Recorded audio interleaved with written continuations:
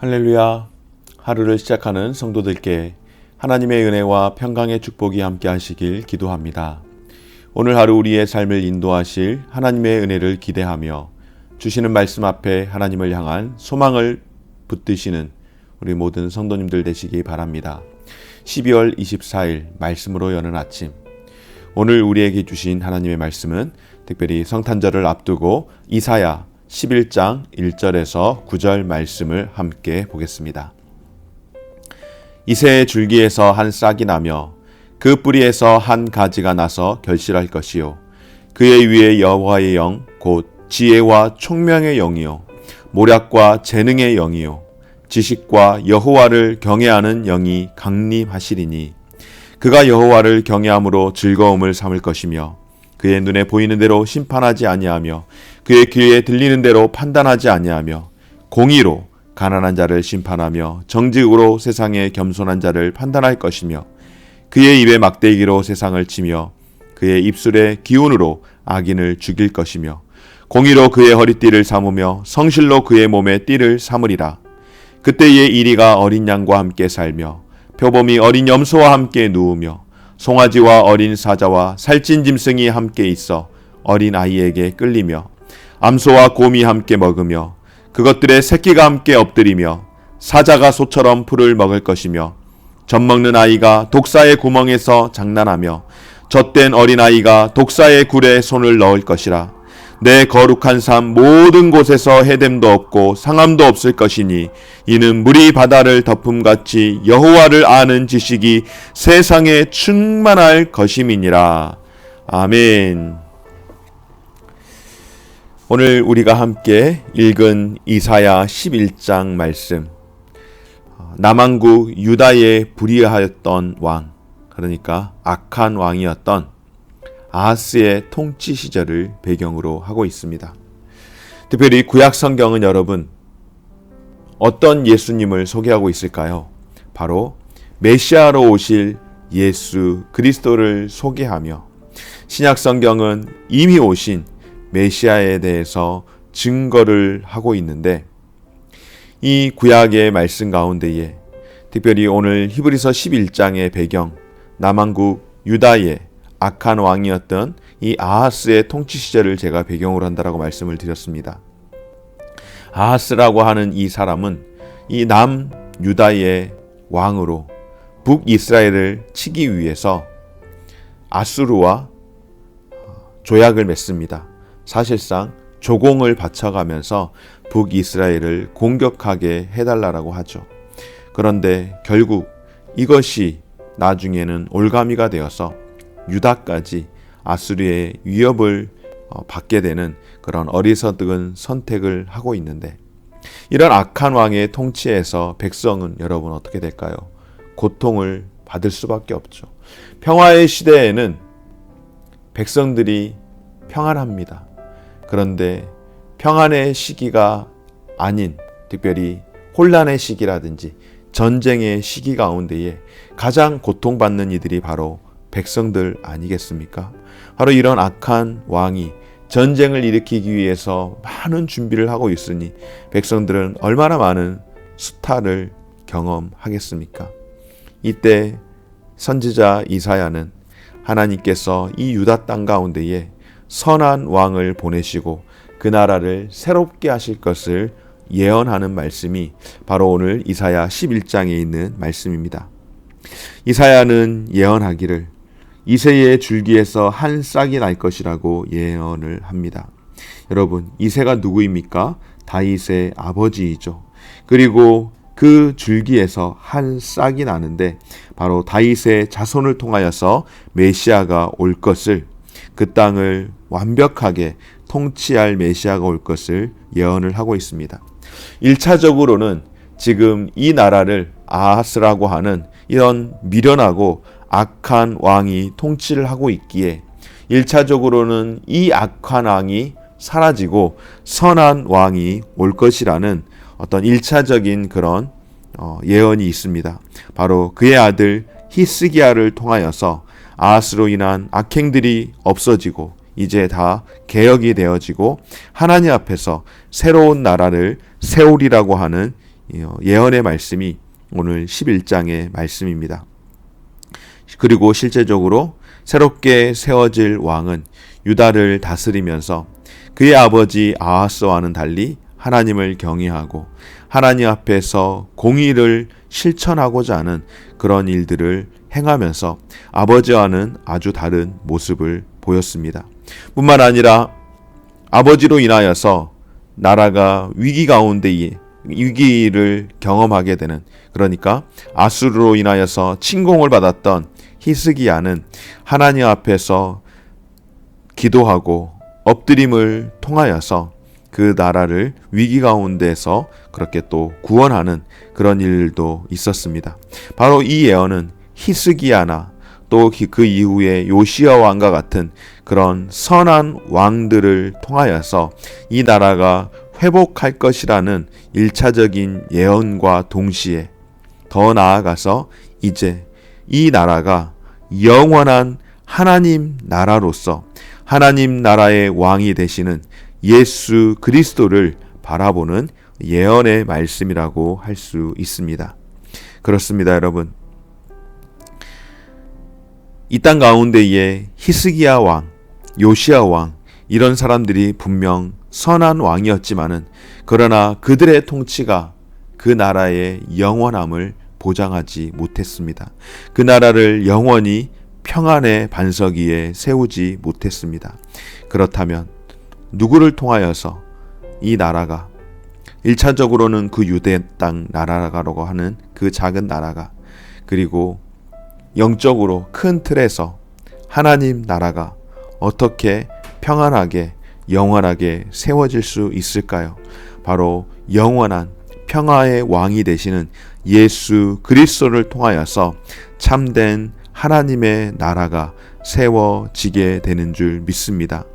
저와 여러분들 이 성탄절을 보내면서 믿음으로 하나님이 약속하신 그 나라가 참된 풍요와 기쁨의 나라로 세워질 것을 우리는 이런 성탄 시즌을 통하여서 다시 한번 기억하고, 또한 참된 왕 되시는 예수 그리스도를 기다리는 이런 시즌으로 우리가 보내야 할 줄 믿습니다. 성탄절이라고 할 때에 제가 지난 며칠간 우리 성도들의 가정을 문고리 신방이라고 하면서 이렇게 돌아보면서 가정에서 함께 이야기할 수 있는 기회들이 있을 때에 제가 두 가지를 계속해서 이야기했던 것 같습니다.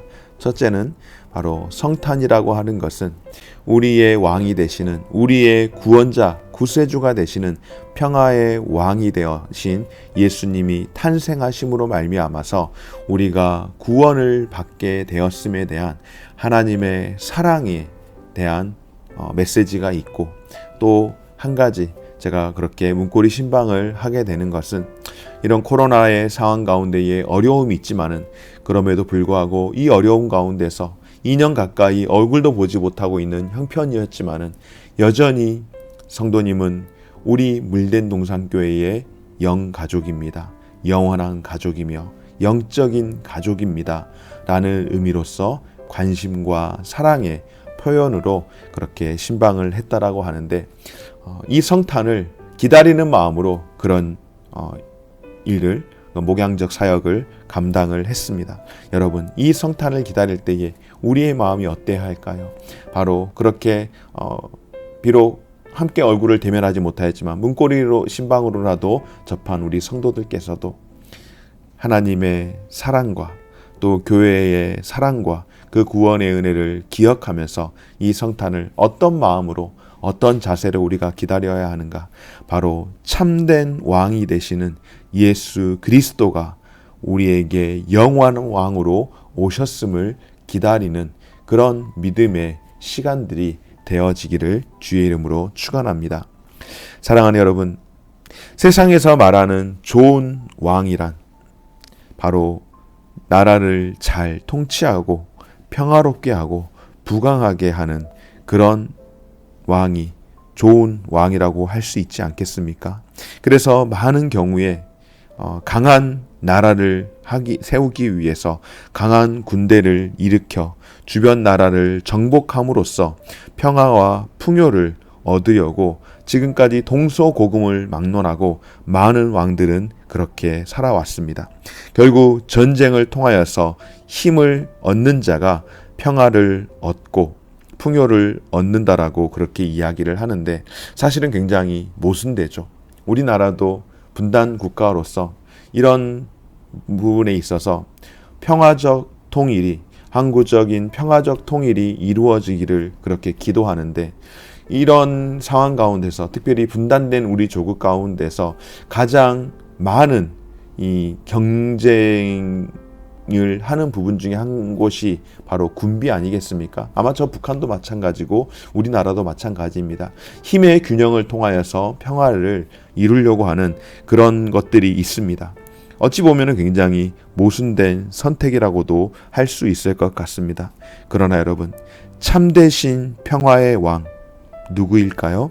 바로 하나님의 권능으로 다스리는 그런 나라의 왕이 참되신 평화의 왕이 아니겠습니까? 하나님이 세우신 참된 평화의 나라는 어떤 나라인가? 오늘 말씀 가운데에서 우리가 공교롭게도 어제 욥기 39장 말씀을 보면서 맹수들에 대한 소개가 나왔는데, 사람이 컨트롤하지 못하는 그런 맹수들까지라도 누가 다스리신다고요? 하나님이 다스리신다고 말씀을 하셨는데요. 공교롭게도 오늘 말씀 가운데 보면은 이 두 범주의 짐승들이 나오고 또 사람이 나옵니다. 강한 것과 약한 것이 나오죠. 이리와 표범과 곰과 독사와 사자, 그리고 이와 반대로 대조되는 어린 양, 어린 염소, 어린 아이, 암소, 소, 젖먹는 아이, 젖된 아이. 굉장히 모순된 모습을 보게 되어집니다. 맹수와 가축들이 있고 또 이 어린아이와 연약한 것들이 있는데, 놀라운 사실은 하나님이 세우신 하나님의 나라에서는, 평화의 나라에서는 서로가 뒹굴면서 살아갈 수 있다라고 그렇게 이야기를 합니다. 사실상 우리의 이성으로는 굉장히 판단이 되어지지 않는 그런 모양새인데, 진정한 평화의 왕이 오시게 될 때에는 그렇게 되어진다라고 이야기를 합니다.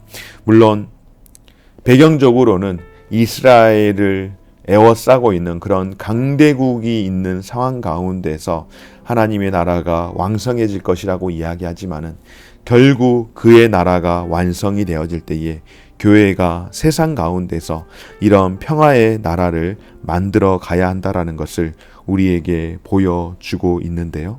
여러분, 바로 이런 나라가 어떤 나라일까요? 죄가 들어오기 전에 에덴 동산과 같은 하나님의 나라 아니겠습니까? 바로 예수 그리스도께서 다시 오심으로 말미암아서 하나님의 임재하시고 하나님이 통치하시는 나라는 죄의 영향이 완전히 제거되어서 모든 생명체가 죽음을 경험하지 않고 서로 물어뜯지 않고도 완전한 평화의 나라가 임하게 될 것이라고 그렇게 말씀을 합니다. 그때에는 물이 바다를 덮음같이 여호와를 아는 지식이 충만해져서 하나님의 공의가, 평화가 세상에 가득할 것을 예언하고 있습니다. 바로 저와 여러분들이 그런 나라를 소망하며 이 땅 가운데에서 죄악이 가득한 세상 속에서 살아가지만은 늘 그리스도의 평화를 심는 그런 사명을 감당해야 할 줄 믿습니다. 예수 그리스도의 초림을 기념하며 다시 오실 예수 그리스도를 기대하면서 우리가 이런 나라가 세워지기를 그렇게 회복하며, 물론 이 땅 가운데서 그것이 다 이루어지진 않지만은, 그렇다고 해서 우리가 천국에 갈 것만 소망하는 것이 아니라 이 땅에서도 그와 같은 평화의 천국의 삶을 기대하면서 살아가야 할 줄 믿습니다. 사랑하는 여러분, 메시아의 초림, 예수 그리스도의 그 오심이 하나님 나라의 시작을 알렸다면, 이제 다시 오실 예수 그리스도의 재림은 하나님의 나라의 그 완성을 의미한다라고 이야기를 합니다. 이 시간 우리의 유일한 왕 예수 그리스도께서 이 땅 가운데에 우리에게 찾아오심은 우리에게 구원의 큰 은혜를 베푸실 영원한 왕, 하나님 나라의 왕으로 오심을 우리가 기대하며 또 고대하면서 주의 말씀에 순종하고 그의 나라와 그의 의를 구하기 위해서 온전히 주님을 섬김으로 또 믿음으로 삶을 살아갈 수 있는 우리 모든 성도들이 되어지시기를 간절히 소망합니다. 하늘에 계신 우리 아버지여, 이름이 거룩히 여김을 받으시오며 나라가 임하오시며 뜻이 하늘에서 이룬 것 같이 땅에서도 이루어지이다. 오늘날 우리가 우리에게 일용할 양식을 주옵시고 우리가 우리에게 죄 지은 자를 사하여 준 것 같이 우리 죄를 사하여 주옵시고 우리를 시험에 들게 하지 마옵시고 다만 악에서 구하옵소서. 대개 나라와 권세와 영광이 아버지께 영원히 있사옵나이다. 아멘.